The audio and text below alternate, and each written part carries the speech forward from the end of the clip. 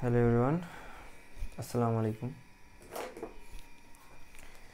তো আমরা গুণগত রসায়ন পড়তেছি। তো গুণগত রসায়নের অলরেডি 3টা মেজর টপিকের একটা টপিক শেষ। আজকে আমরা ঢুকবো নতুন একটা টপিক, দ্রাবক নিষ্কাশন বা সলভেন্ট এক্সট্রাকশনে।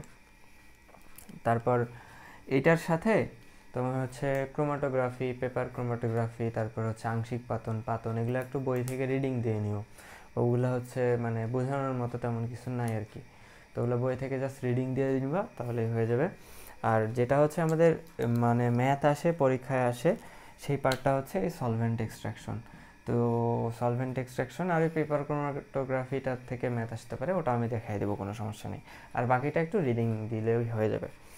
তো সলভেন্ট এক্সট্রাকশন আজকে আমরা শুরু করব। সলভেন্ট এক্সট্রাকশন মানে কি আসলে? সলভেন্ট এক্সট্রাকশন মানে দ্রাবক নিষ্কাশন। এখন দ্রাবক বের করতে আমরা এতক্ষণ দ্রবণ নিয়ে আলোচনা করতেছিলাম না, দ্রাব্যতায় দ্রবণ নিয়েই তো আলোচনা করছি। তো এখন একটা মনে করো, আগে আমরা একটা মূলনীতি বুঝি, যে আমাদের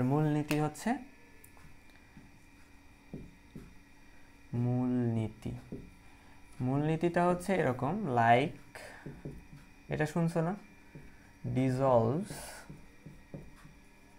লাইক, মানে যে যার মতো সে তার সাথে মেশে।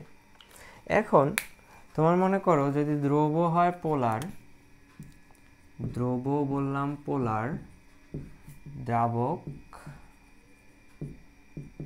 নন পোলার, পোলার, তাহলে এখানে মানে এরা মিশে যাবে। কিন্তু যদি দ্রাবকটা নন পোলার হয়, নন পোলার এনপি দিয়ে লিখলাম, তাহলে কোনো সমস্যা নাই, এরা মিশবে না, এদেরকে সেপারেট করা কোনো ব্যাপার না। আমাদের তো কনসার্ন দ্রাবক নিষ্কাশন, তাই না? তো যদি দ্রব পোলার হয়, দ্রাবক নন পোলার হয়, তাহলে আমরা সহজেই সেপারেট করতে পারি, কারণ এরা মিশবেই না। যেমন তেল আর পানি, পানি আর কি তেলের সাথে মেশে না। তো এখানেও এই দ্রব পোলার দ্রাবক নন পোলারের সাথে মিশবে না। আবার এরকম কেস হইতে পারে আরেকটা, যে দ্রব নন পোলার আর দ্রাবক পোলার, তখনও কি আমাদের কোনো সমস্যা নেই, কারণ এরাও মিশবে না, কারণ লাইক ডিজলভস লাইক, মিশবে না। কিন্তু যদি এরকম হয়, দ্রব তোমার কি হালকা পোলার, আংশিক পোলার, আর মনে করো দ্রাবক নন পোলার হইতে পারে, পোলার হইতে পারে, যে কোনো একটা। আংশিক পোলার মানে কি, এর মধ্যে নন পোলার ভাবও আছে, আবার পোলার ভাবও আছে। যেমন আয়োডিন, এ মনে করো পানির সাথেও মিশতে পারে, আবার CCl4 যেটা তোমার CCl4 যেটা তোমার একটা নন পোলার দ্রাবক, তার সাথেও মিশতে পারে। এর ডুয়াল নেচার আছে, মানে এইদিকেও যায় ওইদিকেও যায়। তো এই টাইপের জিনিসের জন্য আমাদের দ্রাবক নিষ্কাশন দরকার পড়ে, দ্রাবক নিষ্কাশন। তো এই দুইটার ক্ষেত্রে আমাদের দ্রাবক নিষ্কাশন করাই লাগে না, কারণ এরা এমনিতেই আলাদা হয়ে থাকে। আর এখান থেকে যদি আমি দ্রাবককে বের করতে চাই, তাহলে আমাকে সেপারেশন টেকনিকে যাইতে হবে। তো সেপারেশন টেকনিকটা আসলে কিভাবে করা হয়, একটা ফ্লাস্ক নেওয়া হয়। আমার কাছে পানির মধ্যে কিছু পরিমাণ আয়োডিন আছে, আমি চাইতেছি পানিটাকে ক্লিন করব। এই পানির মধ্যে মনে করো কিছু পরিমাণ আয়োডিন আছে, এটা পানি, আর এখানে কিছু পরিমাণ আয়োডিন আছে। তো আমি চাইতেছি কি আয়োডিনটাকে বের করে নিব।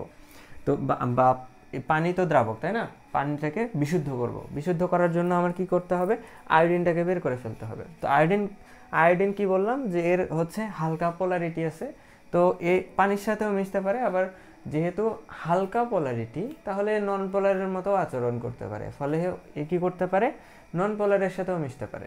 তো আমি কি করলাম, একটা নন পোলার দ্রাবক মনে করো CCl4 অথবা ইথার এখানে দিলাম, দিয়ে একদম সেইভাবে ঝাঁকাইলাম।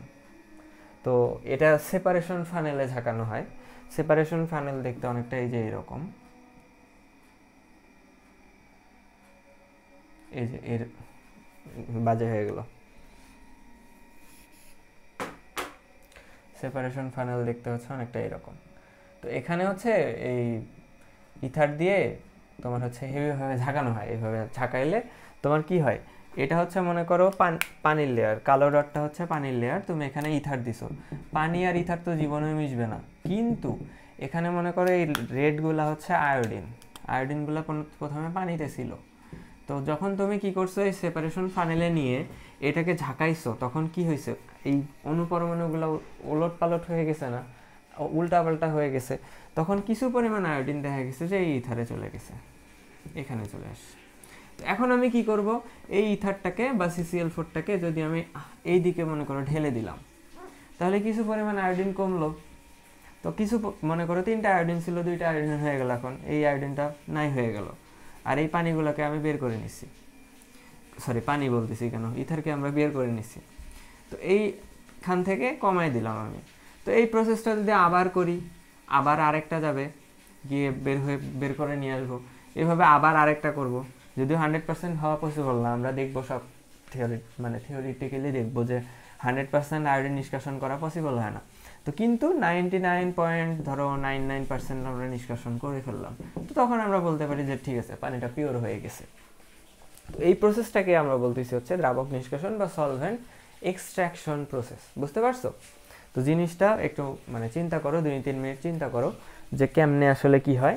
যে আমি বললাম কি, আমরা হচ্ছে যখন দ্রাবক পোলার বা নন পোলার আর দ্রবটা হালকা পোলার, তখন দ্রাবককে বের করার জন্য আমরা হচ্ছে এই সেপারেশন টেকনিকটা ইউজ করি। বুঝতে পারছো? এটা হচ্ছে একটা সেপারেশন টেকনিক। তো এখান থেকে আমাদের হচ্ছে ম্যাথ আসবে। তো ম্যাথ আসার জন্য আমাদের একটু সূত্র ডিরাইভেশন করতে হবে। তো সূত্র রেডি করতে হবে, এটা আশা করি সবাই বুঝতে পারছো। না বুঝতে পারলে কমেন্ট করিও।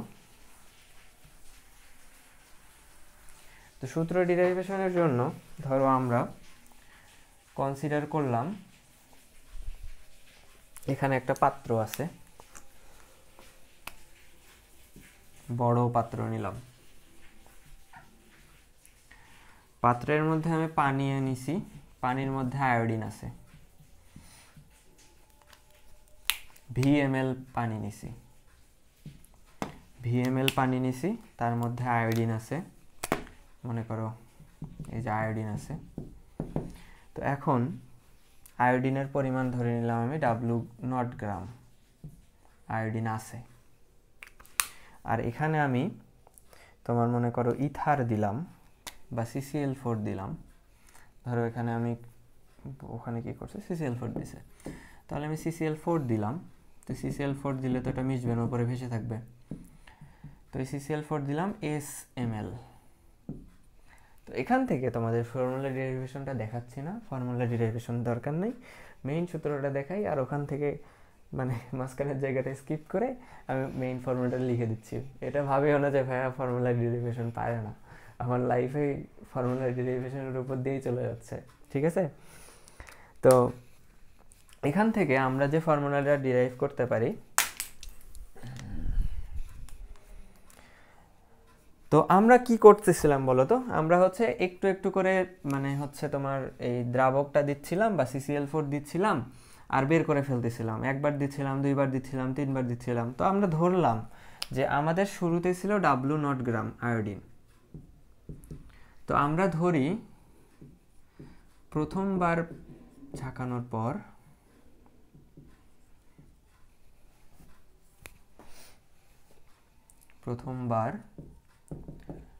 ঝাঁকানোর পর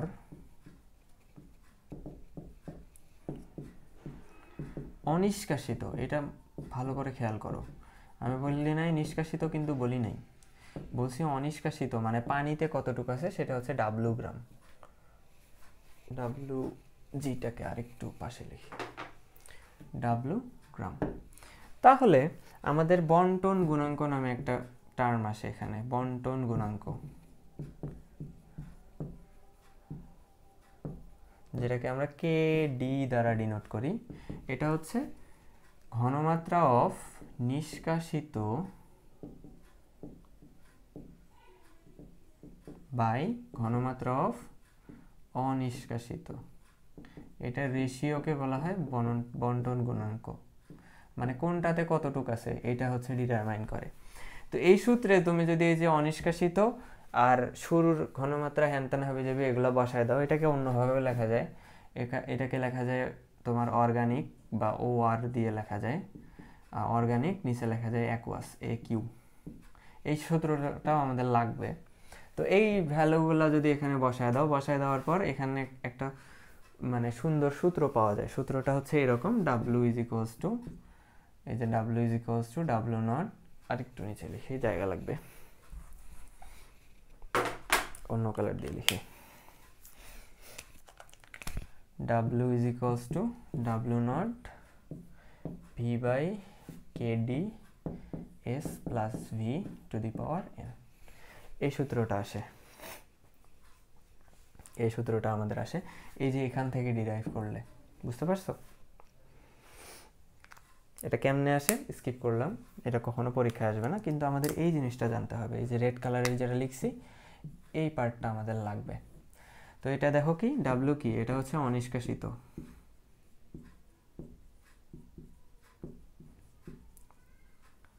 এটা কি শুরুর আয়াত, শুরুর পরিমাণ,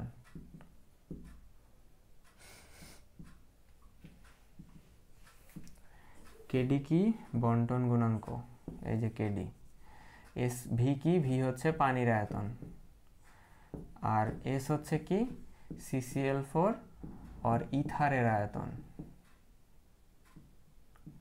আর ভি কি, ভি হচ্ছে পানির আয়তন, আর এন কি, এন হচ্ছে কয়বার ঝাঁকাইলা তুমি, কতবার। ম্যাথ করলে ক্লিয়ার হয়ে যাবে। তো সূত্রটা লিখে ফেলো, তারপর আমরা ম্যাথে যাই, ম্যাথে গেলে বুঝতে পারবো। ঠিক আছে, তো মুছে দিচ্ছি, ম্যাথে চলে যাই। তোমরা তো ডিরেক্ট সূত্র দিয়ে ম্যাথ করে ফেলো, আমাদের সূত্রের ডেরিভেশন করতে হয় ভার্সিটিতে এসে।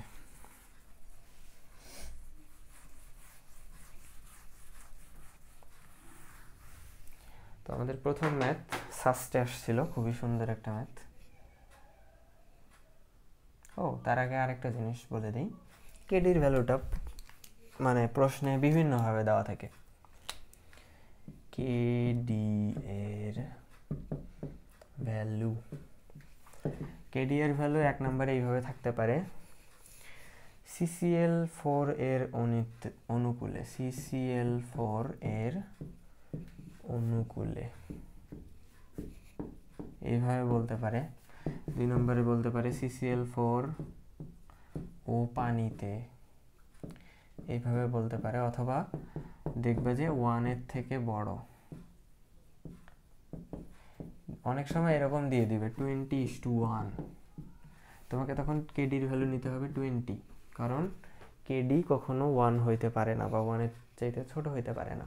কেডি সবসময় ওই তোমার হচ্ছে 1 এর থেকে বড় হবে, কারণ এই জন্য এই তিনটা জিনিস লিখে দিলাম। এগুলো এখন হয়তো বা একটু জ্ঞানজাম মনে হচ্ছে, ম্যাথ করলে ক্লিয়ার হয়ে যাবে। তো চলো ম্যাথ করি। তো এই জিনিসটা একটু শর্টে বলে দিলাম আর কি। তো ফার্স্টে আসা ম্যাথটা করি। 100 ml জলীয় দ্রবণে কিছু পরিমাণ আয়োডিন দ্রবীভূত আছে। 100 ml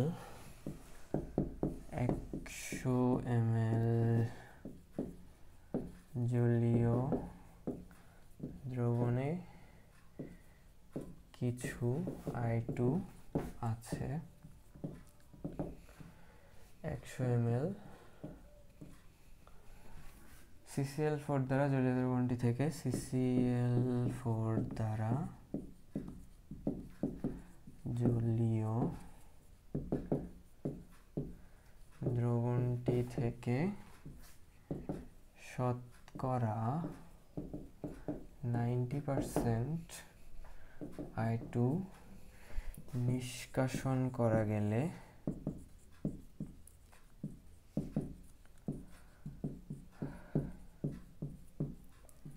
কেডি কত, এটা হচ্ছে সাস্টের ছিল। আচ্ছা ম্যাথটা দেখো কি বলছে। 100 ml জলীয় দ্রবণ আছে, কিছু পরিমাণ আয়োডিন আছে। 100 ml CCl4 দ্বারা জলীয় দ্রবণটিকে নিষ্কাশন করা আয়োডিন বের করবো। আমি 90% আয়োডিন বের করতে পারছি। তাহলে যদি 90% নিষ্কাশিত হয়, নিষ্কাশিত বলছে 90%, নিষ্কাশিত হচ্ছে 90%, তাহলে অনিষ্কাশিত কতটুকু বলো তো? অনিষ্কাশিত কতটুক? 100 মাইনাস 90, 10%। তো আমরা একটু আগে সূত্র শিখলাম না, KD ইজ ইকুয়ালস টু কি? নিষ্কাশিত বাই অনিষ্কাশিত। তো ভ্যালু বসায় দাও, দুইটা ভ্যালুই দেওয়া আছে, এগুলা জাস্ট ইউজলেস ডাটা, তোমাকে ম্যানিপুলেট করার জন্য দিয়ে রাখছে। নিষ্কাশন হচ্ছে 90 আর অনিষ্কাশিত হচ্ছে 10%, তুমি ওটা হটাই দিতে পারো, তাহলে কত পাবা? 9। কেডির ভ্যালু দেখো 1-এর থেকে বেশি আসছে, এটাই হচ্ছে আমাদের অ্যান্সার। খুবই সিম্পল ম্যাথ না?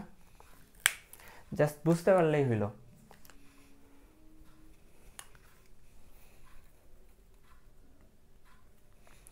ঠিক আছে, আচ্ছা তারপরে পরের ম্যাথে চলে যাই। আহা, দ্রাবক নিষ্কাশনটা মিশাই দিলাম, লাগবে না ওটা অবশ্য। এবারের ম্যাথটা কনসেপচুয়াল, এটা ইঞ্জিনিয়ারিং অ্যাডমিশন টেস্টে আসতে পারে। মনে করো তোমাকে বলে দিল যে 100% দ্রাবক নিষ্কাশনের জন্য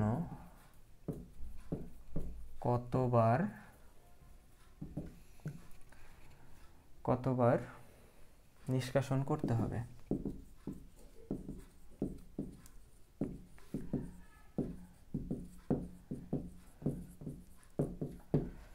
তো আমাদের কতবার নিষ্কাশন করতে হবে? আমরা সূত্র পড়ছি কি? সূত্র পড়ছি W is equals to W not V by KD into S plus V to the power N। N কি মিন করে? N মিন করে কতবার। তো এই কতবারটাই আমাদের কাছে জানতে চাইছে। তো 100% নিষ্কাশন মানে কি বলতো? W ভ্যালু 0 না, W কি? অনিষ্কাশিত। 100% নিষ্কাশিত করে ফেলছি আমি, তার মানে কোনো অনিষ্কাশিত নাই।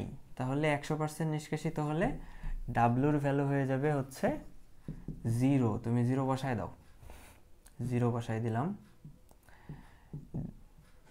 0 বসায় দেওয়ার আগে আরেকটা জিনিস করে নেই, দেখো এন এর ভ্যালু বের করতে হবে। তো এনটা মাথার উপর উঠে বসে আছে, তো মাথার উপর উঠে বসে থাকলে ওটাকে নামানোর জন্য কি নিতে হয় বলো তো? লগ নিতে হয়। তো দুই পাশে লগ নিলাম, লগ ডাব্লু, ডাব্লু নট, এখানেও ধরো লগ নেই, লগ ডাব্লু নট, আরে এত বড় ডাব্লু নট দিচ্ছে কেন? W naught V divided by KD S plus V to the power N. তাহলে log 0 is equals to, N সামনে চলে আসবে, N log W naught V divided by KD S plus V. দেখো এনটা বের করবো তাই না? লগ 0 এর মান কি বলতো? অসংজ্ঞায়িত। আসলে অসংজ্ঞায়িত না, লগ 0 এর মান হচ্ছে ইনফিনিটি। তাহলে infinity is equals to N log W naught V KDS plus V. এখন তুমি ইনফিনিটির সাথে এটাকে ভাগ করে দাও, ইনফিনিটির কিছু যায় আসে না, তাহলে এন এর ভ্যালু কি হবে বলো তো? ইনফিনিটি। তার মানে কি 100% দ্রাবক নিষ্কাশন করতে গেলে তোমাকে ইনফিনিটি বার নিষ্কাশন করতে হবে, যেটা কি পসিবল না। তার মানে আমাদের এখানে কমেন্ট যদি করতে বলে তাহলে আমরা বলবো যে 100% দ্রাবক নিষ্কাশন সম্ভব নয়। 100% দ্রাবক নিষ্কাশন, এটা এমসিকিউ তো আসতে পারে, সম্ভব নয়। ঠিক আছে, খুবই ইজি ম্যাথ, জাস্ট একটু বুঝতে পারলেই হয়ে গেল। আচ্ছা পরের ম্যাথে যাই। পরে আমাদের মানে বোর্ড স্ট্যান্ডার্ড কিছু ম্যাথ করবো এবার।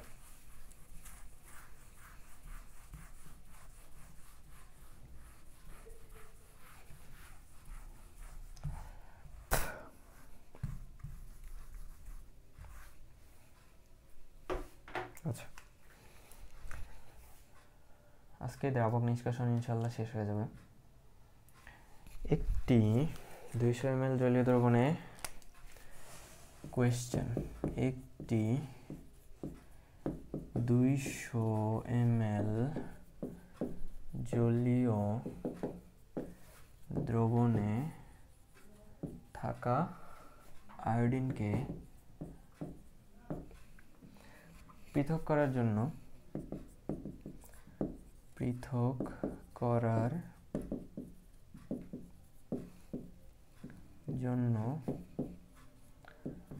প্রতিবার 25 ml করে CCl4 নিয়ে কতবার নিষ্কাশন করলে CCl4 নিয়ে কতবার নিষ্কাশন করলে 99% নিষ্কাশিত হবে?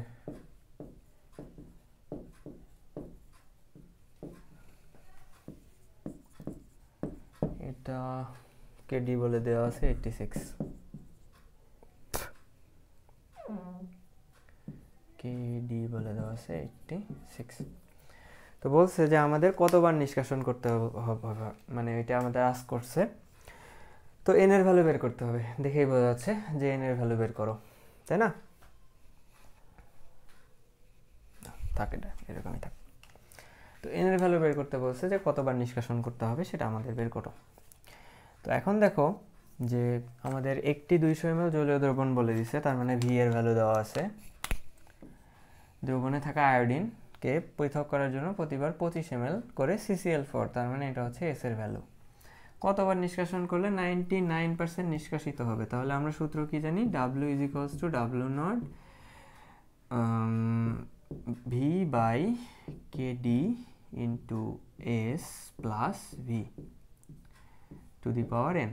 তো n এর ভ্যালু বের করতে হবে।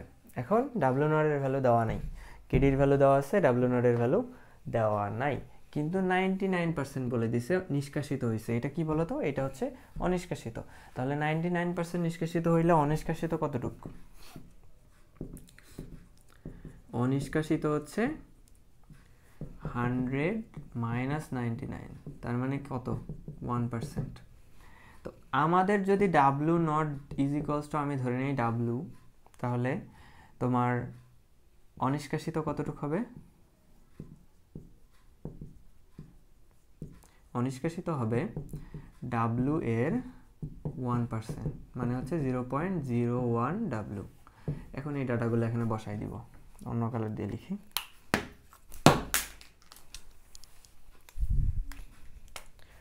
ডাব্লুর ভ্যালু হচ্ছে 0.01 ডাব্লু। ও, এখানে ডাব্লু যেহেতু ধরছি, এখানে ডাব্লু প্রাইম ধরি, একটা প্রাইম মার্ক বসায় দাও, ডাব্লু প্রাইম। এখানে এটাকে W0 কে ধরছি আমরা ডাব্লু প্রাইম, তাহলে ডাব্লু প্রাইম বসায় দাও।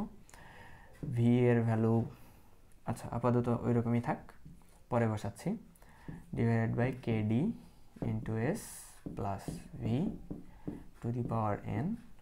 তো এই ডাব্লু প্রাইম কাটা। এখন তাহলে আমাদের এনটাকে নিচে নামাইতে হবে, তার জন্য কি নিব? লগ নিব। লগ 0.01 = ভি এর ভ্যালু দেওয়া আছে 200, KD দেওয়া আছে 86, S দেওয়া আছে হচ্ছে কত? 25, ভি দেওয়া আছে হচ্ছে 200। এখানে লগ যদি নেই তাহলে এখানে আসবে হচ্ছে n লগ, মানে লগ নিলে এই পাওয়ারটা সামনে চলে আসলো আর বাকিটা লগের সাথে থেকে গেল।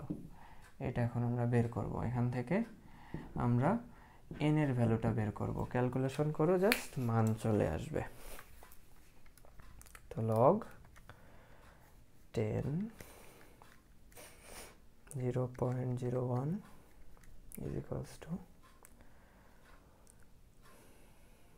= x log 200 divided by 86 into 25 plus 200। তো ক্যালকুলেট করলে আসে হচ্ছে 1.86 আসবে। হ্যাঁ 1.86, তাহলে আমাদের অ্যান্সার আসছে হচ্ছে 1.86। এখন তুমি বলো তো 1.86 বার কি নিষ্কাশন করা সম্ভব? কমন সেন্স কি বলে? একবার করতে পারি অথবা দুইবার করতে পারি, একবার ঝাঁকাইলাম অথবা দুইবার ঝাঁকাইলাম, 1.5 বার তো আর ঝাঁকাইতে পারবো না। তো এই জন্য কী করতে হবে, একবারের যেহেতু বেশি হয়ে গেছে তার মানে অবশ্যই আমাকে মিনিমাম 2 বার ঝাঁকাইতে হবে, ওই জন্য অ্যারাউন্ড 2। এটা হচ্ছে আমাদের অ্যান্সার। এটাও একটু কঠিন ম্যাথ ছিল। এরপরের ম্যাথটা আরেকটু সোজা।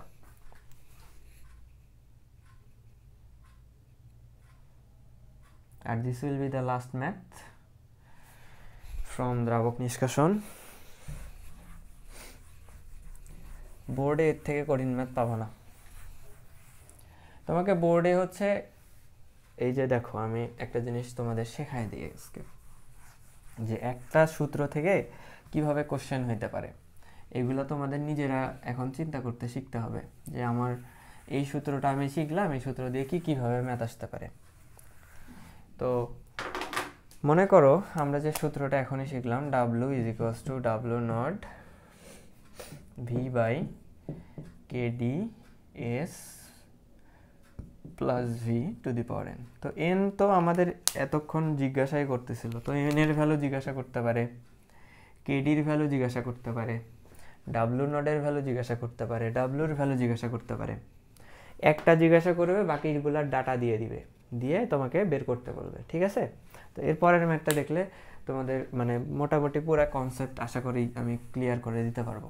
তো আমার ম্যাথটা হচ্ছে এরকম, যে 1 লিটার জলীয় দ্রবণে কোশ্চেন 1 লিটার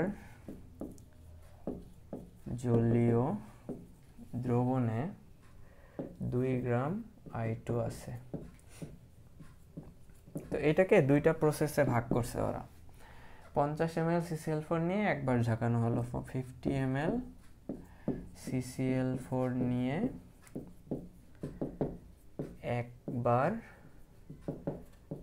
ঝাঁকানো হলো। দ্বিতীয়বার কি করছে, 50 ml একেবারে না নিয়ে 10 ml করে 5 বার ঝাঁকানো হলো।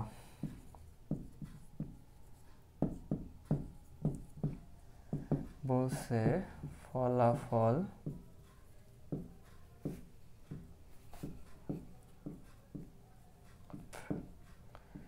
বিশ্লেষণ করো।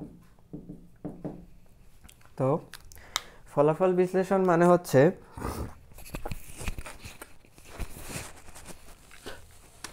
তোমাকে আলটিমেটলি বের করতে বলছে যে কোন প্রসেসটা বেশি ভালো, এই 1 নম্বর প্রসেসটা নাকি 2 নম্বর প্রসেসটা। তো কেমনে ডিটারমাইন করবে এইভাবে, একটু দাঁড়াও।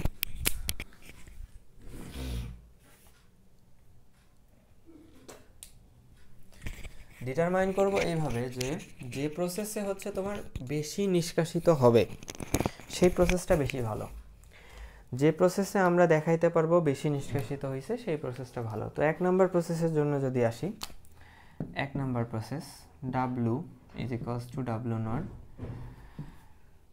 KD-র ভ্যালু দেওয়া আছে নাকি, হ্যাঁ KD দেওয়া আছে, KD হচ্ছে 86, W নট V, তারপর হচ্ছে KD into S plus V to the power n।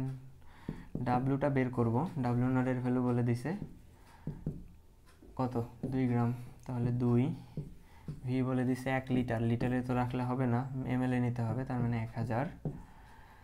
R KD হচ্ছে 86, কত প্রথমবারে কত নিছে 50 ml, তাহলে ইন্টু 50, তার সাথে যোগ হবে 1000।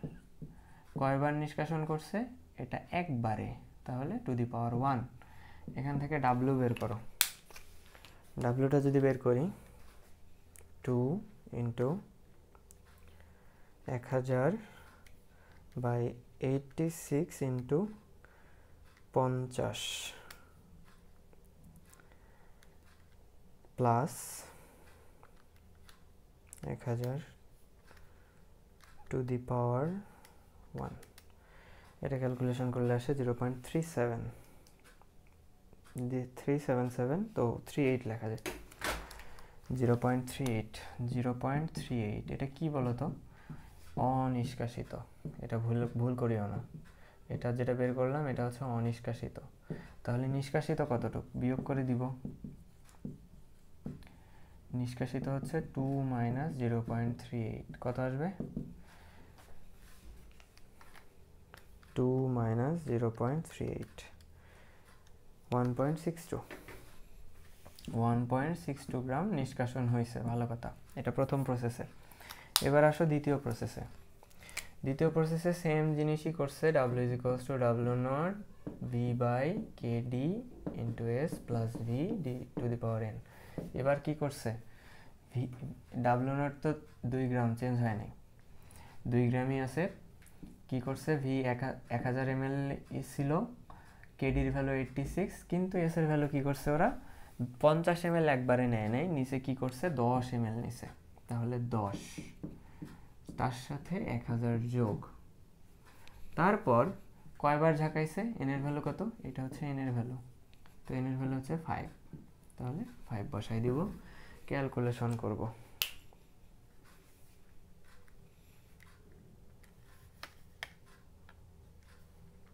ফাইভ 10 0.0189 আসে, ওটাকে 0.01 ধরা যায়। এটা কি? অনিষ্কাশিত। আবারও বলতেছি, যেটা বের হয় সেটা অনিষ্কাশিত। তাহলে নিষ্কাশিত কতটুকু হবে? নিষ্কাশিত হবে 2 - 0.01, তার মানে হচ্ছে কত আসে? 2 - 0.01, ক্যালকুলেশন করলে আসে 1.99। আগেরটা কি ভুল করলাম? না, ঠিকই আছে, 0.089। তো এটাকে আমি কত ধরছি? 0.01, ঠিক আছে, 0.089, তাহলে 1.99 গ্রাম। তাহলে 1.99 গ্রাম। দেখো, এইটাতে 1.62 গ্রাম বের হয়েছে, এটাতে বের হয়েছে 1.99 গ্রাম, তাহলে অবভিয়াসলি এইটা বেটার, এইটা বেটার। এটা হচ্ছে আমাদের অ্যান্সার। বুঝতে পারছো আশা করি, ঠিক আছে? তো আজকের ক্লাসে আরও কিছু জিনিস কভার করব। আমাদের দ্রাবক নিষ্কাশন শেষ, দ্রাবক নিষ্কাশন থেকে এই টাইপের কোশ্চেনই আসতে পারে। এরপর হচ্ছে তোমরা একটু পেপার ক্রোমাটোগ্রাফি, আংশিক পাতন এই জিনিসগুলো একটু বই থেকে রিডিং দেখে নিও। ওখানে রিটেনশন ফ্যাক্টর নামে একটা ফ্যাক্টর আছে, ওইটা একটু পড়ে নিও, ওটা কি মিন করে, ওটা একটা রেশিও, ওটা কি মিন করে, ব্যাখ্যামূলকে আসতে পারে। তো ব্যাখ্যামূলক মানে খ নম্বরে আসতে পারে আর কি। তো ঠিক আছে, আমরা হচ্ছে সামনে আগাবো নাকি ক্লাস শেষ করে দিব?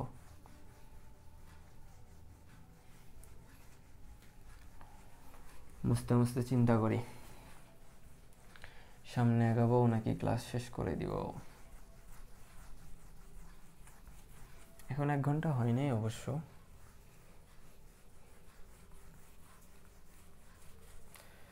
আচ্ছা, এই অধ্যায়ের 2টা অড টপিক আছে, যেগুলো কোনো সিরিয়ালের মধ্যে পড়ে না, সেগুলো একটু পড়াই দেয়। প্রথমে হচ্ছে আয়ন শনাক্তকরণ।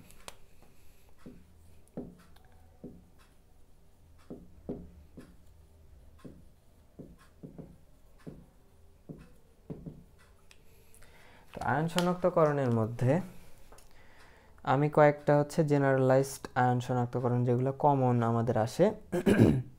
যেটা বলতেছিলাম, রিটেনশন ফ্যাক্টর, যেটাকে আর এর দ্বারা প্রকাশ করা হয়, আর এফ, এটা হচ্ছে একটা রেশিও। এটা না পড়ে আমি মাথা ঘোলা যাবে আবার। তো রিটেনশন ফ্যাক্টর না পড়ে আমরা হচ্ছে একদম আয়ন শনাক্তকরণে চলে যাই। তো প্রথমে হচ্ছে আমাদের ক্লোরাইড আয়ন শনাক্তকরণ। ক্লোরিন মাইনাস কেমনে শনাক্তকরণ করব? ক্লোরিন মাইনাস আছে, তার সাথে যদি আমি সিলভার দিতে পারি, এতক্ষণ দ্রাব্যতা পড়ছি না, দ্রাব্যতাতে কি পড়ছি, যদি সিলভার ক্লোরাইড হয় তাহলে কি হয়, সেটা অধক্ষেপ পড়ে যায়। তো ক্লোরিন যদি কোথাও থাকে আর আমি যদি সিলভার নাইট্রেট দেই AgNO3, তাহলে সিলভার নাইট্রেটের সাথে ক্লোরিন বিক্রিয়া করে AgCl তৈরি করবে। তো AgCl যে তৈরি হলো এটা তো অধক্ষেপ পড়বে, তাই না, সাদা অধক্ষেপ পড়বে, সাদা অধক্ষেপ পড়বে। আর এই সাদা অধক্ষেপটাকে আবার যদি আমি নেই, AgClকে যদি আবার আমি নিয়ে হচ্ছে অ্যামোনিয়াম হাইড্রোক্সাইড NH4OH এটার সাথে যুক্ত করে দেই, তাহলে এটা আবার কি তৈরি করে, একটা কমপ্লেক্স কম্পাউন্ড তৈরি করে, যেটা গত দিনের ক্লাসে বোঝাইছিলাম, যে AgCl এর সাথে অ্যামোনিয়া কোনোভাবে যদি আমি দিতে পারি, এখান থেকে আসলে অ্যামোনিয়া আসে। তো এখানে হচ্ছে AgNH2 থার্ড ব্র্যাকেট না, সেকেন্ড ব্র্যাকেট না, AgNH3 এইটা তৈরি করে যখন সাদা অধক্ষেপটা আবার মিশে যায়, দূরীভূত। তো এটা দেখে আমরা আইডেন্টিফাই করতে পারি যে এখানে ক্লোরিন আয়ন আছে, বুঝতে পারছো?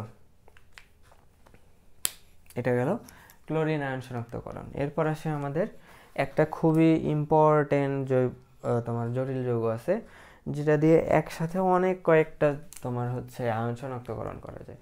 এখন আয়ন শনাক্তকরণ বিভিন্নভাবে করা যায়, বুঝছো?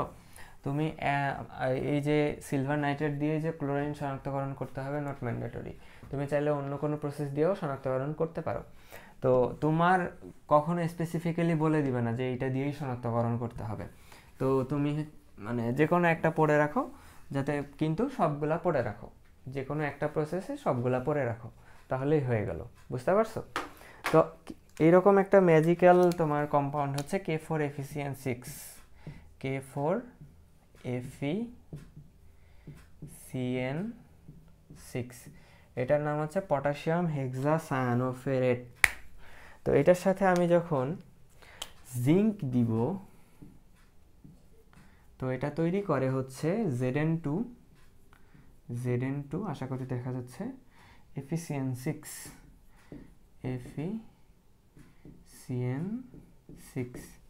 আর এটার পদক্ষেপটা হয় হচ্ছে সাদা। তারপর আমি যদি এটার সাথে দেই, কপার দেই, ধরো জিঙ্ক 2+ দিলাম, এখানে কপার 2+ দিলাম, কপার 2+ দিলে তৈরি হয় Cu2FeCN6। তো এখানে যে অধক্ষেপটা পাওয়া যায় সেটা হচ্ছে বাদামি অধক্ষেপ। তারপর যদি আমি দেই হচ্ছে ফেরাম 2+, তাহলে এখানে FeK2FeCN6 তৈরি হয়, যেটা হচ্ছে হালকা নীল অধক্ষেপ, এখানেও অধক্ষেপ। আর যদি Fe3+ দেই, Fe3+, তখন FeCN6 তৈরি হয়, যেটা হচ্ছে গাঢ় নীল। এই দুটো দেখে আমরা হচ্ছে Fe3+ নাকি Fe2+ এই দুটো আইডেন্টিফাই করতে পারি। তারপর আমরা দিতে পারি হচ্ছে কি, এই চারটা জিনিস মানে এই পটাশিয়াম হেক্সাসায়ানোফেরেট দিয়ে হচ্ছে তোমার ডিটারমাইন করা যায়। তো একটা যৌগ দিয়ে আমরা হচ্ছে চারটা আয়ন শনাক্ত করতে পারলাম, চারটা ক্যাটায়ন শনাক্ত করতে পারলাম। এরপর আসে হচ্ছে তোমার হচ্ছে সালফেট আর কার্বনেট শনাক্তকরণ। তো সালফেট আর কার্বনেট কিভাবে শনাক্তকরণ করব?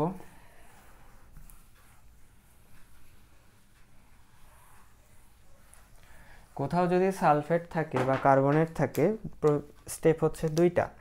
তো 1 নম্বর স্টেপে সালফেট SO4 2-, তার সাথে আমি কি দিব, বেরিয়াম নাইট্রেট দিব, BaNO3 বেরিয়াম নাইট্রেট। তো বেরিয়াম সালফেটের একটা অধক্ষেপ পড়বে, যদি কার্বনেট নেই,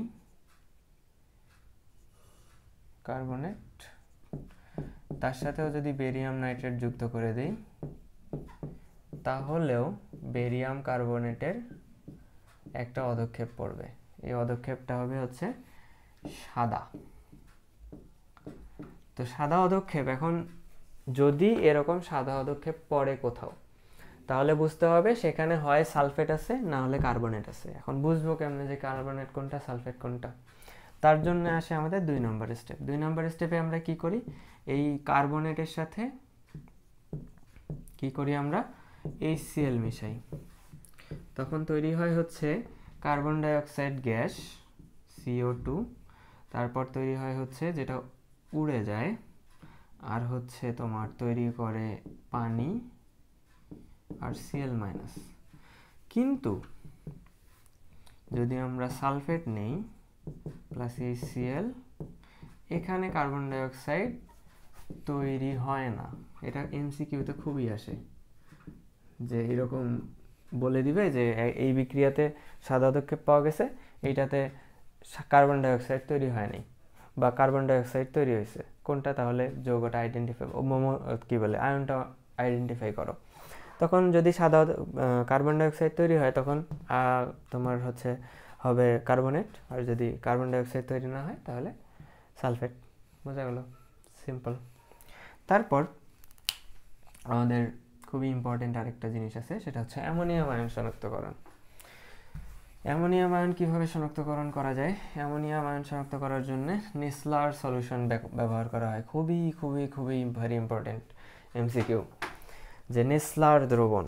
নেসলার দ্রবণ কি, এটা MCQতে আসে। অ্যামোনিয়াম আয়ন শনাক্তকরণ, NH4+ শনাক্তকরণ। তো নেসলার দ্রবণ দিয়ে আমরা শনাক্তকরণ করি নেসলার দ্রবণ। তো নেসলার দ্রবণটা কি?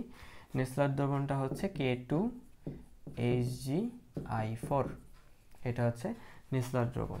তো আমরা কি করি, অ্যামোনিয়াম ক্লোরাইড নেই, NH4Cl, এখানে তো অ্যামোনিয়াম আয়ন আছে, তার সাথে কি করি K2HgI4, তার আগে আমরা হচ্ছে এটার সাথে দিই, সোডিয়াম হাইড্রোক্সাইড দিই, NaOH দিলে যেটা পাওয়া যায় NH3টা পাওয়া যায়। NH3টা গ্যাস আকারে উড়ে যায়।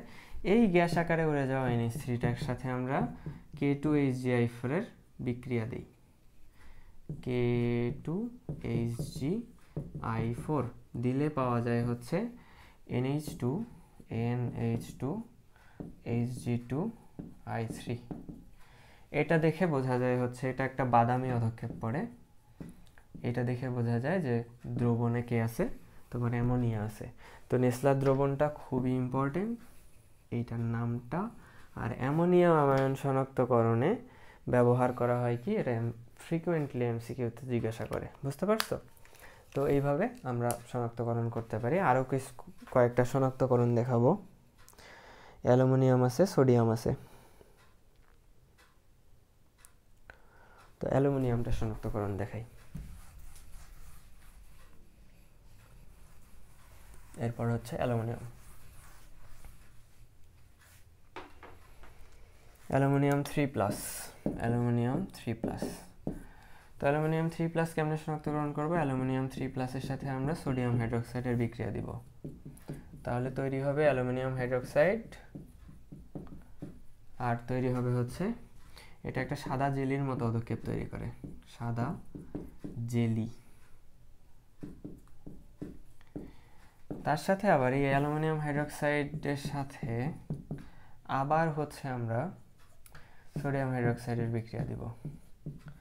তখন মানে সাদা জেলি তৈরি হইলো, এটা আবার যখন এক্সট্রা সোডিয়াম হাইড্রোক্সাইড দেব তখন NaAlO2 তৈরি করে, যেখানে সাদা জেলি দ্রবীভূত হয়ে যায়। তো এটা একটা স্টেপ গেল, 1 নম্বর স্টেপ, 2 নম্বর স্টেপ। 3 নম্বর স্টেপে আমরা কি করি, এই NaAlO2 এর সাথে হচ্ছে অ্যামোনিয়াম ক্লোরাইড NH4Cl আর হচ্ছে সোডিয়াম হাইড্রোক্সাইড NaOH দেই, তখন আবার অ্যালুমিনিয়াম হাইড্রোক্সাইডটা ফেরত আসে। তাহলে আবার সাদা জেলি। এটা দেখে আমরা আইডেন্টিফাই করতে পারি যে সাদা জেলি একবার পাওয়া গেল, আরেকবার অদ্রবীভূত হয়ে গেল, আরেকবার পাওয়া গেল। এই তিনটা দেখে আমরা ডিটারমাইন করতে পারি যে এটা হচ্ছে একটা অ্যালুমিনিয়াম আয়ন আছে এখানে। তারপর লাস্ট যেটা, সেটা হচ্ছে সোডিয়াম আয়ন শনাক্তকরণ।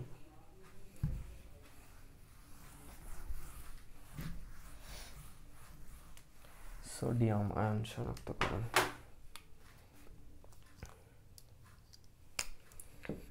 সোডিয়াম প্লাস কেমনে শনাক্তকরণ করব? খুবই সিম্পল। আইপ্যাডের চার্জ শেষ হয়ে গেছে।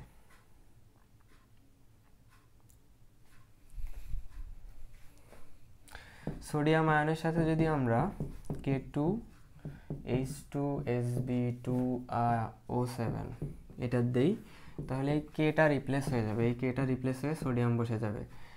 Na2SH2SB2O7 এটা পাওয়া যায়, আর এটার কালার হয় হচ্ছে সাদা। তো এই সাদা কালার দেখে আমরা এটাকে চিনতে পারি যে এখানে সোডিয়াম লবণ আছে। এখন কোশ্চেন কিভাবে হয়? কোশ্চেনে উদ্দীপকে তোমাকে এই যে প্রসেসগুলো আমি শিখাইলাম, এই প্রসেসগুলা থেকে হচ্ছে মানে তোমাকে এই প্রসেসগুলা উদ্দীপক আকারে দিতে পারে। প্রথমত দিয়ে বলতে পারে যে অমুক লবণটি কি, বা অমুক লবণটি কীভাবে শনাক্ত করা গেল, এই টাইপের। বা কোনো একটা যৌগ দিয়ে দিতে পারে। যেমন মনে করো তোমাকে বললো যে খাবার লবণের আয়ন দুটি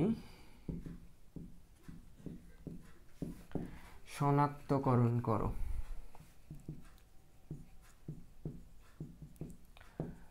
এখন খাবার লবণে কি থাকে? NaCl। তো NaCl এর কে ভাঙলে কি পাবো? Na plus plus Cl minus. তাহলে Na প্লাস শনাক্তকরণ দেখাবো, Cl মাইনাস শনাক্তকরণ দেখাবো, বাস শেষ। তারপর আরেকটা জিজ্ঞাসা করতে পারে নিশা দলের শনাক্তকরণ। নিশা দলের শনাক্তকরণ। নিশা দল কি বলতো? NH4Cl। তো NH4 শনাক্তকরণ দেখাবো, Cl মাইনাস শনাক্তকরণ দেখাবো, বাস কাহিনী শেষ। তো এইভাবে কোশ্চেন আসতে পারে। তো বোর্ডের সিকিউগুলো খুলে দেখবা, তাহলে আইডিয়া পেয়ে যাবো। আমি সবগুলাই কভার করে দিছি অলমোস্ট। তো এরপর যে টপিকটাতে আমরা ঢুকবো, আমার এটা ডিস্টার্ব দিচ্ছে খুব, ক্লাসটা বেশিক্ষণ কন্টিনিউ করবো না।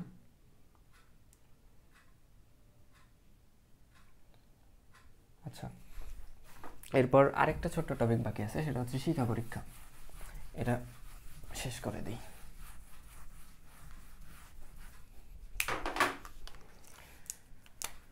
শিক্ষা পরীক্ষা এটাও কি আমরা হচ্ছে ধাতু, মানে কোন ধাতু আছে, কোন আছে, ধাতু শনাক্তকরণের জন্য শিক্ষা পরীক্ষা জিনিসটা ইউজ করি। তো কিভাবে ইউজ করি? আমরা হচ্ছে একটা, এটাকে বলা হয় ফ্লেম টেস্ট।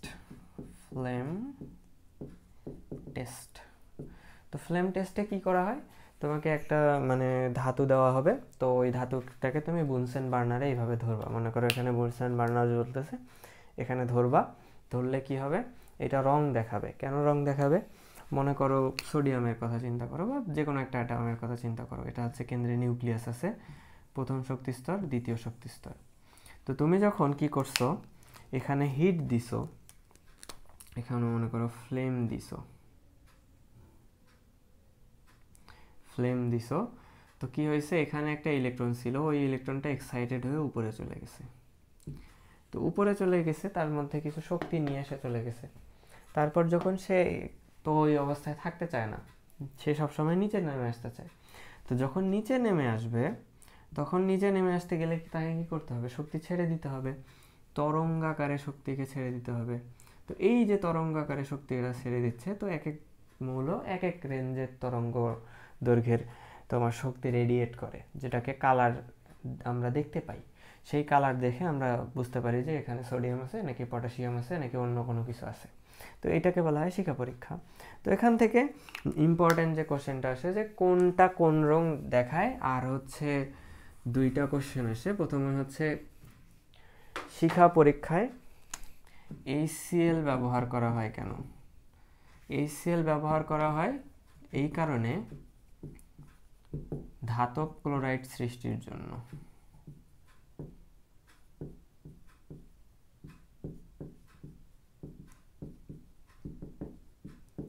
তোমার HCl ব্যবহার করা হয়।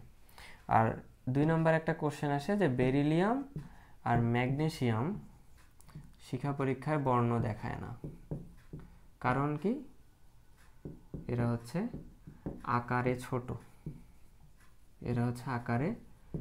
ছোট, ফলে এরা মানে এদেরকে তুমি এক্সাইটেডই করতে পারবে না। উপরে যে তুলবা মানে ইলেকট্রনকে, সেই ইলেকট্রনের তোলার মতো মানে এদের আকার ছোট হওয়ার পরে নিউক্লিয়াসের সাথে মানে এদের আকর্ষণটা অনেক শক্তিশালী, যার ফলে এদেরকে তোমার হচ্ছে ওইভাবে এক্সাইটেড করা যায় না, যার ফলে এরা রং দেখায় না।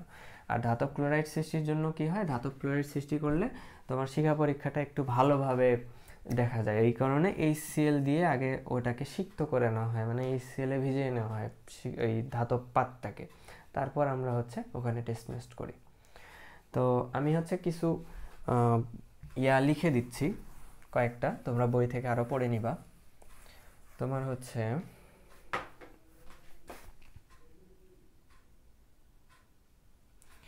পটাশিয়াম দেখায় হচ্ছে হালকা বেগুনি,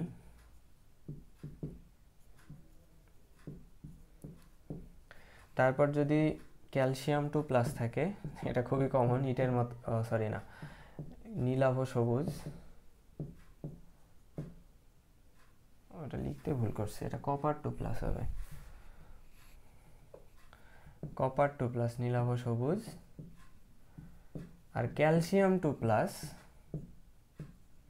ইটের মতো লাল।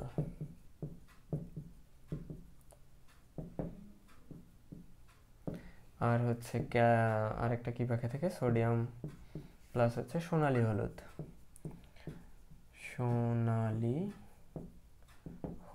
এগুলো MCQতে আসে, আরও আছে, বই থেকে পড়ে নিবা। আজকের ক্লাস মনে হয় 1 ঘন্টার বেশি হয়ে গেল। তো আমাদের আর একটা জিনিসই বাকি আছে এই অধ্যায়ে। আমাদের প্রথমে সলিবিলিটি শেষ, সলভেন্ট এক্সট্রাকশন শেষ, আয়ন আইডেন্টিফিকেশন শেষ, তারপর হচ্ছে ফ্লেম টেস্ট শেষ, সবগুলাই শেষ। এখন বাকি আছে শুধু অ্যাটম। তো নেক্সট ক্লাস থেকে অ্যাটম শুরু হবে, ঠিক আছে? আর 1 উইক হয়তো বা তোমাদের ক্লাস অফ থাকবে, কারণ আমার ভার্সিটি শীতকালীন ছুটি দিয়ে দিছে, তো আমি বাসায় চলে যাব। তো বাসায় চলে গেলে তো আর সেট আপ পাবো না, সো ক্লাস নিতে পারবো না 1 উইক। তো 1 উইক পর আবার তোমাদের সাথে দেখা হবে ইনশাল্লাহ। তো তোমাদের ফিডব্যাকগুলো একটু জানাইও। তো ফিডব্যাক জানাইলে আমার একটু মানে পাই যে না আসলে এই পোলাপান আমার ক্লাস দেখতেছে। তো ঠিক আছে, আর আমার গ্রুপ লিঙ্ক ডিসক্রিপশন বক্সে দেওয়া থেকে ওখানে জয়েন হয়ে যেতে পারো, ঠিক আছে? Thank you.